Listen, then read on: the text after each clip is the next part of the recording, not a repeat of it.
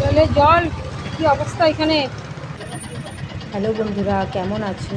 এই দেখো, আমাদের এখানে কালকে রাত্রে অনেক ঝড় তুফান বৃষ্টি দিয়েছে।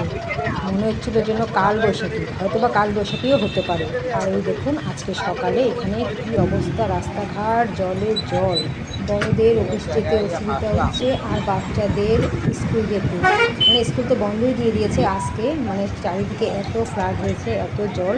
ফট করে অ্যানাউন্স হলো যে স্কুল হবে না, ইয়ে দিয়ে দিল, নোটিশ দিয়ে দিল। এই দেখো, পাম্প দিয়ে এই জায়গার এক জায়গার জল আরেক জায়গায় নিচ্ছে, মানে ফেলে দিচ্ছে আর কি নালাতে। কিন্তু এখন দিনের ওয়েদারটা দারুণ, রৌদ্র খুব।